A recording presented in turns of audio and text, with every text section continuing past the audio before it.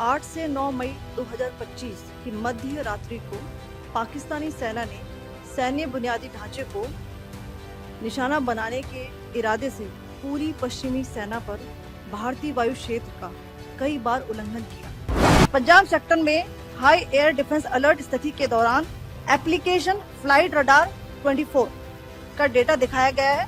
जैसा कि आप देख रहे हैं यहाँ पर भारतीय वायु सेना ने अपनी प्रतिक्रिया में काफी संयम दिखाया और इस प्रकार अंतर्राष्ट्रीय नागरिक विमान सेवा की सुरक्षा सुनिश्चित की। धन्यवाद। जय Hind. Air Force demonstrated considerable restraint in its response, thus ensuring safety of international civil carrier. नमस्कार। 8 से 9 मई 2025 की मध्य रात्रि को पाकिस्तानी सेना ने सैन्य बुनियादी ढांचे को निशाना बनाने के इरादे से पूरी पश्चिमी सेना पर भारतीय वायु क्षेत्र का कई बार उल्लंघन किया। यही नहीं बल्कि पाकिस्तानी सेना ने नियंत्रण रेखा पर भारी कैलिबर वाले हथियारों से गोलीबारी भी की। अंतर्राष्ट्रीय सीमा और नियंत्रण रेखा पर लेह से लेकर सरक्रीक तक 36 स्थानों पर 300 से 400 लगभग ड्रोनों का इस्तेमाल घुसपैठ का प्रयास करने के लिए किया गया। भारतीय सशस्त्र बलों ने काइनेटिक्स व नॉन काइनेटिक साधनों का उपयोग करके इनमें से कई ड्रोन्स को मार गिराया। इतने बड़े पैमाने पर हवाई घुसपैठों का संभावित उद्देश्य वायु रक्षा प्रणालियों का परीक्षण करना और खुफिया जानकारी इकट्ठा करना था। ड्रोन के मलबे की फोरेंसिक जांच की जा रही है। प्रारंभिक रिपोर्ट्स से पता चलता है कि वे तुर्की के असीस गार्ड सोंगर ड्रोन्स हैं। इसके उपरांत रात में पाकिस्तान के एक सशस्त्र यूएवी ने भटिंडा सैन्य स्टेशन को निशाना बनाने की कोशिश भी की, जिसे पकड़ा गया और उसे निष्क्रिय कर दिया गया। पाकिस्तानी हमले के जवाब में पाकिस्तान में 4 हवाई रक्षा स्थलों पर सशस्त्र ड्रोन्स लॉन्च किए गए। इनमें से एक ड्रोन एडी रडार को नष्ट करने में सक्षम रहा। पाकिस्तान ने जम्मू कश्मीर के तंगधार, उरी, पुंछ, मेंढर, राजौरी, अखनूर और उधमपुर में भारी कैलिबर आर्टिलरी गन और सशस्त्र ड्रोन्स का उपयोग करके नियंत्रण रेखा के पार गोलीबारी भी की, जिसके परिणाम स्वरूप भारतीय सेना के कुछ जवान हताहत हुए और घायल हुए। भारतीय जवाबी कार्रवाई में पाकिस्तानी सेना को भी बड़ा नुकसान पहुंचाया गया। इसके अलावा पाकिस्तान का गैर जिम्मेदाराना व्यवहार फिर से सामने आया। 7 मई 2025 को रात 8:30 बजे एक असफल अकारण ड्रोन और मिसाइल हमला करने के बावजूद पाकिस्तान ने अपना नागरिक हवाई क्षेत्र बंद नहीं किया। पाकिस्तान अपने नागरिक विमानों को ढाल के रूप में इस्तेमाल कर रहा है, जबकि उसे अच्छी तरह से पता है कि भारत पर उसके हमले से हवाई रक्षा की तीव्र प्रतिक्रिया होगी। यह भारत और पाकिस्तान के बीच अंतर्राष्ट्रीय सीमा के पास उड़ान भरने वाले अंतर्राष्ट्रीय उड़ानों सहित नागरिक विमानों के लिए सुरक्षित नहीं है। यहाँ स्क्रीन शॉट में पंजाब सेक्टर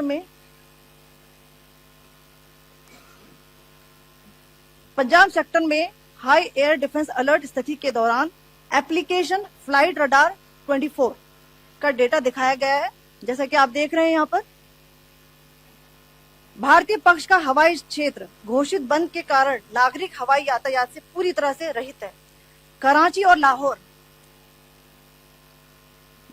के बीच के हवाई अड्डे मार्ग पर नागरिक एयरलाइंस उड़ान भर रही है। हाई अलर्ट किया गया है विमान फ्लाइनेस एविएशन का एयरबस 320, जैसा कि आप यहाँ देख रहे हैं, जो कि शाम को 5:50 बजे दमम से शुरू हुआ और रात को 9:10 बजे लाहौर में उतरा। ये सारा डिटेल्स आप यहाँ देख रहे हैं। ये डिटेल्स यहाँ लिखा हुआ है। Can you see this?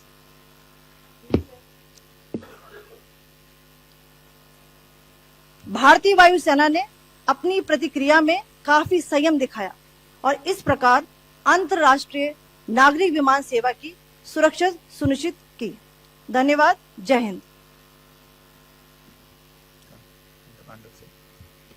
So, good afternoon to you all. On the intervening night of 8th, 9th May 2025, Pakistan military carry out multiple violations of Indian airspace along the entire western border with an intent to target military infrastructure. Pakistan military also resorted to firing of heavy caliber weapons along the line of control.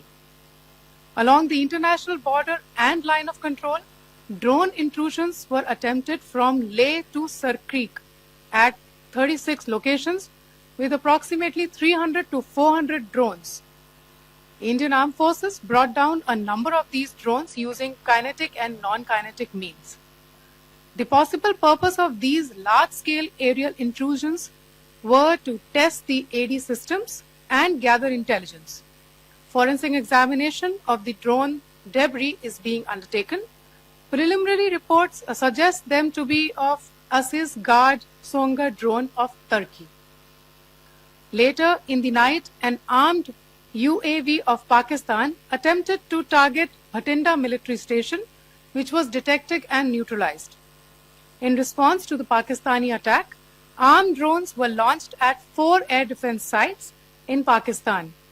One of the drones was able to destroy an AD radar. Pakistan also carried out artillery shelling across the line of control using heavy caliber artillery guns and armed drones at Tangdhar, Uri, Poonch, Mendhar, Rajouri, Akhnur and Udhampur in Jammu and Kashmir area, which resulted in some losses and injuries to Indian Army personnel. Pakistan Army also suffered major losses in Indian retaliatory fire.